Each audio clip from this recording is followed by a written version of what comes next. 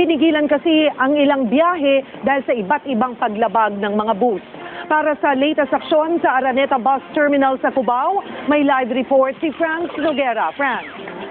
Tama ka dyan, Cheryl. 6 na bus nga na biyaheng paprobinsya hindi na nakabiyahe kanina dahil nasampulan sa naging inspeksyon ng Land Transportation Office kaninang umaga. Resulta tuloy, malaking problema at pagkainip para dun sa mga pasaherong apektado. Alas 9 pa dapat ang umaga nakalis ang bus na ito pa Iloilo. Pero dahil basag ang salamin ng headlights at kulang ang tornilyo sa gulong, hindi ito pinabiyahe. Ang masaklap, nakasakay na ang mga pasahero nito. Niloloko niyo yung tao eh. Wala mo na ba sasakay? Wala kayo ng pagod. Ayaw magpasakay yung LTO. Hindi sa ayaw magpasakay. May diferensya yung bus Di mo. rin napigilang mag-init ng ulo ng pasahero si Mang Herson. Saan nito? Akit pa pa, ganun ba yun? Alas 3 pa raw ng madaling araw sila nakatambay sa terminal ng kanyang asawa. Sinumpong na nga raw ito ng atray-team. Huwag na nga eh, kanina pa kaming tayo dyan eh. Tayo, anong tayo? Siyempre, mapapagod ka sa kakatayo.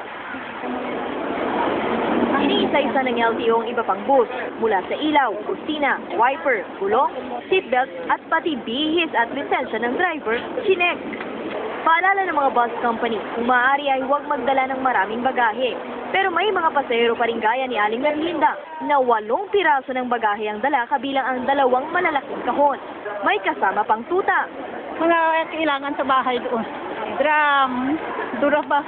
Kapag maraming bagahe, ano pwede mangyari dun sa pasahero? Mag-delay siya. Siyempre, marami siyang bagahe.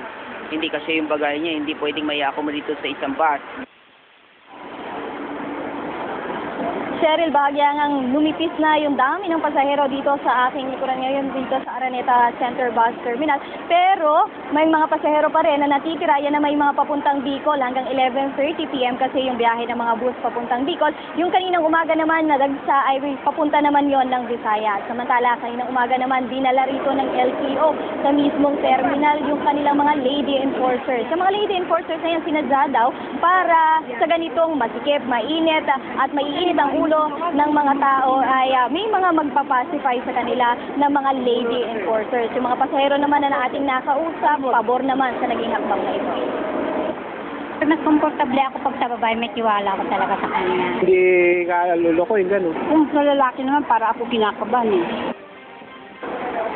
Pakiusap ng LTO sa mga pasahero, Cheryl, ay maging disiplinado, dumating na maaga dito sa terminal at huwag nang magdala ng mga ipinagbabawal na gamit para hindi ma-delay sa kanilang biyahe at hindi rin ma-delay yung mga susunod pa. Samantala, kapapasok naman na balita, ang PNR po ay nag-anunsyo na 3 linggo po munang suspendido ang biyahe nila papuntang Bicol matapos pong masira yung parte po ng riles dyan sa Sariaya, Quezon. Ayon sa PNR, hihintayin daw po muna nilang maayos itong riles na ito at ligtas na daanan. Posible pang ma-extend itong 3 linggo na ito.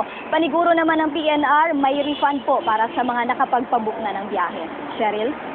Maraming salamat, Franz Noguera, nag-uulat live mula sa Araneta Bus Terminal.